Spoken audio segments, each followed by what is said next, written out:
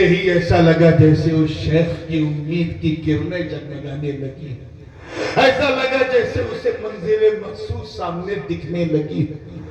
اب تو خوشی سے وہ پھولے نہ سما رہا تھا، لیکن اس شیخ نے کہا ٹھیک ہے بیٹا، گناہ تو تجھ سے ہوا، تو نے میرے باغ کا سیب میری اجازت کے بغیر کھایا ہے، میں اتنی آسانی سے معاف نہیں کروں گا۔ نوجوان نے کہا بابا جو شرط کہو مجھے منظور ہے، بس ابھی معاف کر دو، فوراً معاف کر دو۔ شیخ نے کہا نہیں، میری شرط بڑی سخت ہے، تو نہیں مان پائے گا۔ کیا شرط ہے؟ میری شرط یہ ہے کہ تجھے میری بیٹی سے شادی کرنی ہو۔ ایک لمحے کے لیے وہ جھٹکا لگا ہوگا اسے۔ آج کا نوجوان ہوتا یہ فیس بک واٹس ایپ چلانے والا، کہتا اے بابا میں آپ سے معافی مانگنے آیا ہوں، آپ کا داماد بننے نہیں آیا۔ مگر اس نوجوان کے تقوی کو سلام، اس نے کہا بابا وعدہ کرو کہ تم ابھی معاف کر دو گے، میں تمہاری بیٹی سے شادی کرنے کو تیار ہوں۔ شیخ نے کہا سن، ایسا نہ ہو کہ بعد میں تو مجھے تانا دے کہ کیسی لڑکی پکڑا دی، کیسا جیون ساتھی پکڑا دیا، اس لیے سب کچھ سن لے پہلے۔ میری جس بیٹی سے تیری شادی ہوگی وہ آنکھوں سے اندھی، اچھا، اور سن کان سے بہری ہے، اچھا، اور سن منہ سے گونگی، اچھا، اور سن ہاتھ سے لولی بھی، اور سن پاؤں سے لنگڑی بھی۔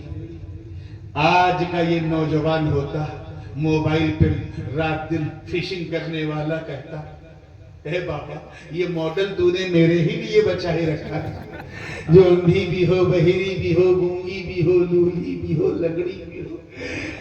میں مانتا ہوں ہر انسان کے پاس نفس ہوتا ہے، اور نفس کو ایک لمحے کے لیے جھٹکا بھی لگا ہوگا کہ یار ایسا جیون ساتھی جو خود اپنے کو نہ سنبھال پائے مجھے کیا سنبھالے گا۔ مگر اس نوجوان کے تقوی کو سلام، اس نے کہا بابا گواہ ہو جاؤ، تم ابھی مجھے معاف کرو، رائٹ ناؤ، ابھی معاف کرو، میں تمہاری اندھی، بہری، گونگی، لولی، لنگڑی بیٹی سے شادی کو تیار ہوں۔ شادی ہو گئی، شب زفاف ہے، سہاگ کی رات ہے۔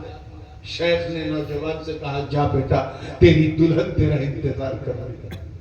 نوجوان جیسے دروازے کے قریب پہنچا، دل میں خیال آیا کہ یہ تو اندھی ہے، بہری ہے، گونگی ہے، نہ سنے گی، نہ بولے گی، نہ ہلے گی، نہ ڈولے گی، لیکن یار سلام کرنا تو حضور کی سنت ہے، چلو سلام کرتے ہیں، جو بھی ہوگا دیکھا جائے گا۔ دروازے کو نوک کیا تو ایک آہٹ محسوس ہوئی، دروازہ کھول کے سلام کیا تو سلام کا جواب ملا۔ دیکھتا کیا، نہ وہاں کوئی اندھی، نہ بہری، نہ گونگی، نہ لنگڑی، نہ لولی، بلکہ ایسی خاتون اور اتنی خوبصورت جیسے لگ رہا تھا جنتی حوروں نے سنگار کیا ہو، اور چہرہ ایسا جیسے بدر منیر دوربین پر آ گیا ہو۔ آج کا جب سرفیدہ لڑکا ہوتا تو کہتا لگتا میری بیوی کا کمرہ کوئی اور ہے، یہ غلطی سے میں کہیں آ گیا ہوں، چلو پہلے یہاں ٹائم پاس کرتے ہیں پھر بیوی کے پاس چلتے ہیں۔ مگر اس نوجوان کے تقوی کو دیکھو، جب اس نے یہ منظر دیکھا، یہ منظر دیکھا تو خشیت الہی سے کانپ گیا، اور دروازہ چھوڑ کے باہر پہنچ کے پھر وہ شیخ کا سیدھے کپڑا پکڑا۔ اے بابا اب تو آپ نے حد کر دی، کتنا مجھے آزماؤ گے؟ ایک گناہ کیا تھا میں نے، ایک ناکردہ گناہ، انجانا، کہ میں نے سیب کھا لیا، جس کے بدلے میں مجھے اندھی، بہری، گونگی سے شادی کرنی پڑی۔ اگر دوسرا یہ گناہ ہو جاتا تب تو میں اپنے آپ کو بھی معاف نہیں کر پاتا۔ یہ کیسا مذاق؟ ارے یہاں تو کوئی اندھی نہیں، کوئی بہری نہیں، کوئی گونگی نہیں، صدم خاتون سراپا حسن کا پیکر ہے، مجھے لے چلو میری کمرے میں جہاں میری اندھی، بہری، گونگی، لولی، لنگڑی بیوی میرا انتظار کر رہی ہے۔ اتنا سننا تھا مبارک پور والوں۔ اس شیخ نے اس نوجوان کی پیٹھ پر ہاتھ رکھا، کس نے؟ حضرت عبداللہ سومئی نے کس نوجوان کی پیٹھ پہ؟ حضرت سید ابو صالح موسیٰ جنگی دوست کی پیٹھ پہ ہاتھ رکھا اور کہا بیٹا تو صحیح کمرے میں گیا تھا، یہی محجبین تیری بیوی ہے، یہی بدر منیر چہرے والی تیری بیوی میری بیٹی ہے، یہی میری بیٹی سیدہ ام الخیر ہے۔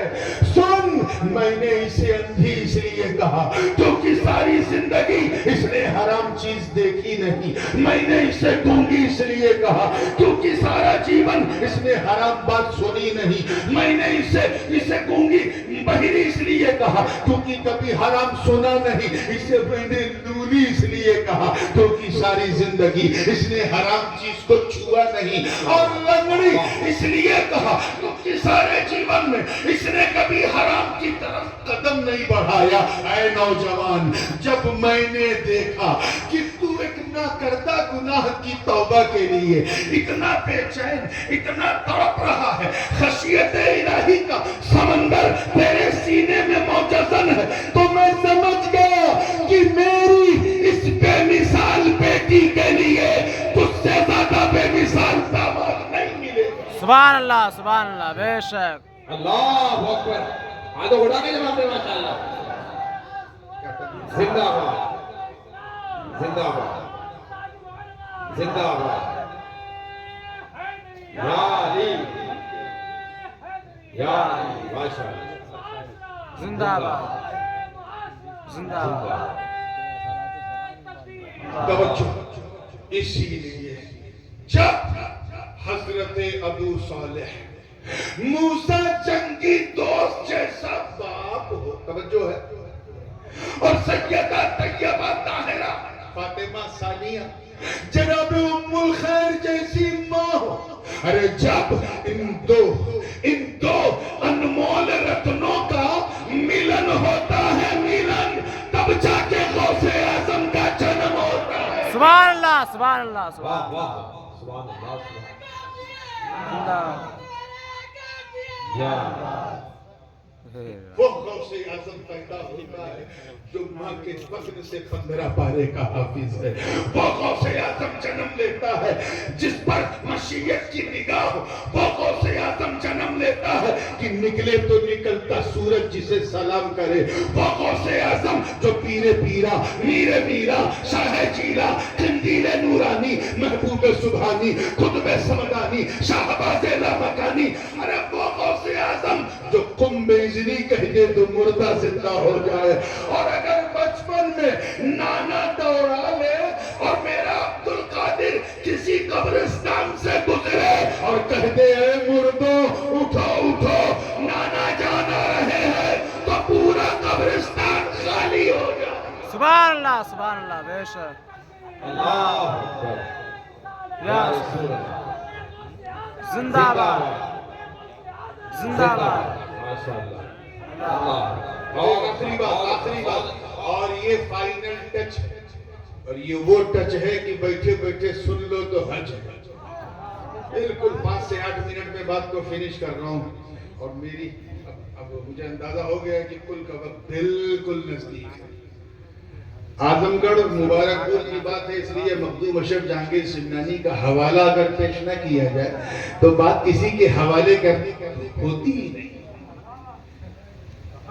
قطبۃ الکبریٰ غوث العالم محبوب یزدانی حضرت میر کبیر وحد الدین سید اشرف جہانگیر سمنانی نور بخشی و نورانی رضی اللہ عنہ